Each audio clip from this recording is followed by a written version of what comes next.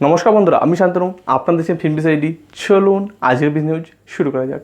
প্রথমে যে খবরটা নজর রাখবো হচ্ছে রিভোল্ট মোটরসকে নিয়ে। তো রতন ইন্ডিয়া এন্টারপ্রাইজ, যেটা কিনা রতন ইন্ডিয়া গ্রুপের ফ্ল্যাগশিপ কোম্পানি, তারা মাইক্রোম্যাক্সের কো-ফাউন্ডারের ইভি স্টার্টআপ রিভোল্ট মোটরের 100% অংশ কিনেছে। এর আগে রতন ইন্ডিয়া এন্টারপ্রাইজ রিভোল্ট মোটরে 33.84% অংশ কিনেছিল।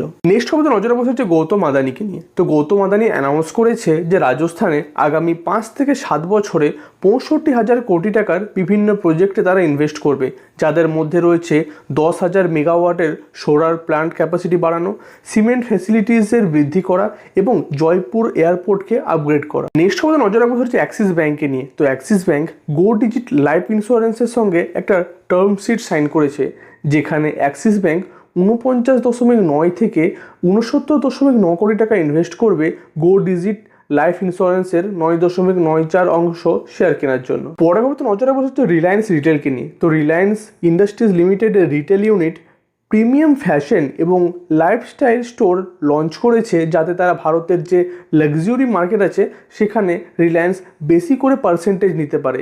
এই নতুন স্টোর চেনের নাম হলো অ্যাজর্ট এবং ব্যাঙ্গালোরে সেটা ফার্স্ট লঞ্চ হবে। অ্যাজর্টের কম্পিটিটর হলো জারা এবং অ্যাজর্ট ফোকাস করবে বিশেষত মিলেনিয়ালস এবং জেনজির ওপরে। পরে খবর নজর রাখবো হচ্ছে অক্টাএফএক্সকে নিয়ে। তো এনফোর্সমেন্ট ডিরেক্টরেট বা ইডি অক্টাএফএক্সের 21.14 কোটি টাকার ব্যাঙ্ক অ্যাকাউন্ট ফ্রিজ করেছে।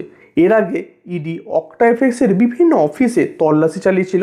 সেখান থেকে ইডি জানতে পারে যে এই অক্টাএফএক্স তাদের অ্যাপ এবং ওয়েবসাইটে ইললিগেল ফরেন কারেন্সি ট্রেড করা হতো, যা ফিমা আইনের বিরুদ্ধে, তাই তাদের অ্যাকাউন্ট ফ্রিজ করা হয়েছে। পরে খবরতে নজর রাখবো সেটা জোম্যাটোকে নিয়ে। তো জোম্যাটো প্ল্যান করেছে আগামী কিছু মাসের মধ্যে তারা যে এক শহর থেকে অন্য শহরে খাবারের ডেলিভারি করছে সেটাকে তারা এক্সপ্যান্ড করবে বলে। নেক্সট খবর নজর রাখবো সেটা পেগাট্রনকে নিয়ে। তো তাইওয়ানের কোম্পানি পেগাট্রন, যারা অ্যাপেলের বিভিন্ন প্রোডাক্ট তৈরি করে, তারাও এবার থেকে ভারতে আইফোন ম্যানুফ্যাকচারিং শুরু করতে চলেছে।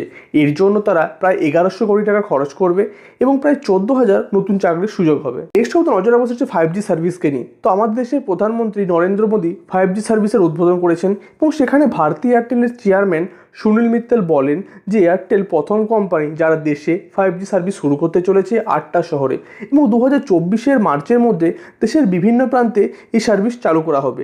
এছাড়া মুকেশ আম্বানি জানান যে জিও 2023 ডিসেম্বরের মধ্যেই দেশের সমস্ত অঞ্চলে 5G সার্ভিস দেওয়া শুরু করে দেবে।